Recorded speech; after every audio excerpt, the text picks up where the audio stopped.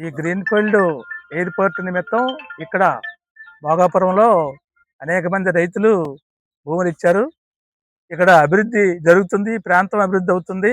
అలాగే ఉత్తరాంధ్రకే ఇది తలమానికంగా నిలుస్తుందని చెప్పేసి ప్రభుత్వం, పాలకులు చెప్పి భూములు ఇక్కడ తీసుకున్నారు. ఈ భూములు ఇచ్చిన వాళ్ళందరూ కూడా పేదలు. సెంటు, అర సెంటు, ఎకరా, 2 ఎకరాలు, 3 ఎకరాలు ఉన్న పేదలు ఎక్కువ మంది. వందలాది ఎకరాలు ఇచ్చిన వాళ్ళు కూడా ఉన్నారు. వాళ్ళందరికీ బాగానే ఉంది. కానీ ఇక్కడికొచ్చేసరికి ఈ బైరెడ్డిపాలెంలో ఒక 20 కుటుంబాలు ఈ అప్రోచ్ రోడ్డుకు సంబంధించిన ఈ ల్యాండ్ వాళ్ళు ఇవ్వడం జరిగింది. కానీ 2 ఏళ్ల నుండి ఈ రోజుకి ఎంఓయు చేసుకున్న దాని ప్రకారంగా రేటు కాకుండా గవర్నమెంట్ రేట్ ఏది ఉందని చెప్పేసి బ్యాంకులు వేసామని చెప్పేసి ఈ రోజుకి 2 ఏళ్ల నుండి కబుర్లు చెప్తున్నారు. ఈ రోజుకి ఒక్క పైసా ఇవ్వలేదు. ఇప్పుడు వాళ్ళకి ఆ భూమి తప్ప ఆధారం తప్ప ఇంకొక ఆధారం లేదు. ఆడపిల్లలు, కుటుంబాలు ఈ భూమిని పోయినాయి. ఇక్కడ పంట ఉండదు, పలసాయం ఉండదు, ఆదాయం ఉండదు, ఏమి ఉండదు. మరి వాళ్ళు ఎలా బతకాలి? ఈ రోజుకి కోర్టు చుట్టూ తిప్పి ఈ రోజుకి ఇదిగో అదిగో ఇదిగో అది అంటున్నారు. ఇప్పుడు జడ్జి లేడు, లేకపోతే మేజిస్ట్రేట్ లేడు, లేకపోతే ఇంకొకటి లేడు అని చెప్పేసి మీకు అవసరం ఎంత క్లియర్గా ఉందో, ఎంత తొందరగా చేయాలని మీరు అనుకుంటున్నారు. తొందరగా ఏదైతే భూములు ఇచ్చారో దీనికోసం ఆ భూములు ఇచ్చిన ఆ పేదలకి, రైతులకి వెంటనే వాళ్ళకి ఇవ్వాల్సిన డబ్బులు ఇచ్చి సెటిల్మెంట్ చేయాల్సిన బాధ్యత గవర్నమెంట్కి, ప్రభుత్వానికి ఉన్నదా లేదని చెప్పేసి సిపిఎం పార్టీగా మేము అడుగుతున్నాం. అందుకని నిన్న దురదృష్టం ఏంటంటే నిన్న మొత్తం రాష్ట్రం అంతా నివిరిపోయింది.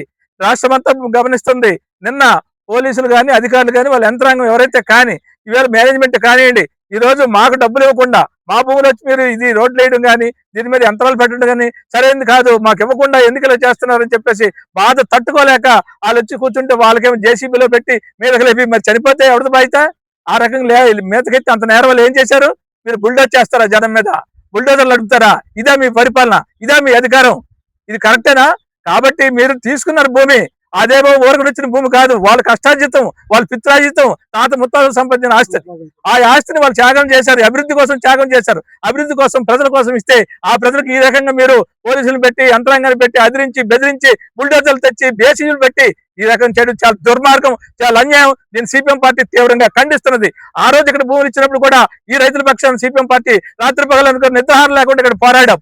కాబట్టి 15,000 ఎకరాలు కావాలని ఆ రోజు చెప్పారు. కార్పొరేట్కి ఇవ్వడానికి, పెట్టుబడిదారులకు ఇవ్వడానికి ఆ రకంగా చెప్పారు. ఆ రోజు పెద్ద ఎత్తున పోరాడితే 15,000 ఎకరాలది కిందకి 2,700 ఎకరాలకి వచ్చింది. ఆ రోజు 10 లక్షలు, 12 లక్షలు ఉంది, 33 లక్షలు, 38 లక్షలు రేటు పెరిగింది సంతోషమే. కానీ ఇందులో కొంతమంది లాభపడ్డారు, పెద్దలందరూ లాభపడ్డారు, ఇలాంటి పేదలందరూ నష్టపోయారు. ఇప్పటి వరకు ఇవ్వకుండా ఆ రకంగా పేదలను కొట్టే పరిస్థితి వీళ్ళ ఉంది. వీళ్ళ ఇక్కడ గ్రామ పెద్దలు కావచ్చు, మండలం పెద్దలు కావచ్చు, మొత్తం ఇక్కడ నాయకత్వం కావచ్చు, ఏవైతే ఎన్నికల రాజకీయాలు చేసి ఎన్నికల ఓట్లు తీసుకొని ఈ ప్రజల్ని ఈరోజు నడి రోడ్డు మీద వదిలేయడం అనేది ఇది ఎంతవరకు కరెక్ట్ అని చెప్పేసి మేము ప్రశ్నిస్తున్నాం. అందుకని ఇవాళ ఇక్కడ పరిశీలనగా వచ్చాం. నిన్న జరిగిన ఘటన మాత్రం తీవ్రంగా పరిగణిస్తున్నాం, దాన్ని తీవ్రంగా ఖండిస్తున్నాం. ఇటువంటి చర్యలు మాని ఏ పద్ధతిలో మీరు భూమి తీసుకున్నారో, ఏదైతే మీరు పెద్దల సమక్షంలో హామీ ఇచ్చారో, మీరు గవర్నమెంట్ రేటు కాకుండా ఎంయూ ప్రకారంగా వారల రకంగా 80 లక్షలు ఏదైతే ఇస్తామన్నారో ఆ రేటుగా డబ్బులు ఇస్తేనే కానీ వాళ్ళకి న్యాయం జరగదు. మీరు చెప్పిన మాట, మీరు ఇచ్చిన హామీ, మీ హామీని నిలబెట్టుకోవాలి. ఆ రకం నిలబెట్టుకోకపోతే ఆ బాధ్యత తరపున సిపిఎం పార్టీ ఉంటుంది. సిపిఎం పార్టీ పోరాటం చేస్తుంది. మాకు లాఠీలు, తోటాలు, జైలు కొత్త కాదు. గతంలో 43 కేసులు మా మీద పెట్టారు. అప్పుడు ఆ కేసులన్నీ ఇప్పుడు పక్కన కోలి ఇంకా కేసులు ఉన్నాయి. ఇప్పుడు కూడా మీరు కేసులు పెడితే మేము వెనకడిగా వేసేది లేదు. ఎందుకంటే మేము తప్పు చేయలేదు, ఈ భూములు ఇచ్చి తప్పు చేయలేదు. అభివృద్ధి కోసం భూములు ఇచ్చారు, అందరి కోసం భూములు ఇచ్చారు, అందరి కోసం వేలాది మందికి ఉపాధి వస్తుందనో, బతుకుతారనో, అభివృద్ధి అని ఇచ్చారు. మరి వాళ్ళందరూ బతికితే ఈ 20 కుటుంబాలకు ఎందుకు నాశనం చేస్తారు? మీరు 20 కుటుంబాలు సాటిస్ఫై చేసి ఇవ్వాల్సింది ఇచ్చి అప్పుడు మీరు కట్టుకోండి. కాకపోతే రేపటి నుండి పనులు సాగితే మాత్రం అంగీకరించలేదని చెప్పేసి హెచ్చరిస్తున్నాం. కాబట్టి ఏదో కంటి తోడుపుగా వచ్చేసి మేము చేస్తాము, చూస్తాము, బ్యాంకులో ఉంది, కోర్టు, ఇవన్నీ ఆడికెందుకు? పేదోడికి కోర్టు గిట్టు కాదు. తక్షణమే ఆ డబ్బులు రిలీజ్ చేసి ఏదైతే 80 లక్షలు చెప్పారో దాని ప్రకారం వాళ్ళకి ఇవ్వాలి. ఇవ్వకపోతే వీళ్ళందరూ కలుపుకొని పెద్ద ఎత్తున మండల వ్యాప్తంగా దీన్ని విస్తరింపజేస్తాం, జిల్లా వ్యాప్తంగా విస్తరింపజేస్తాం. ఈ దుర్మార్గానికి వ్యతిరేకంగా పోరాడతాం.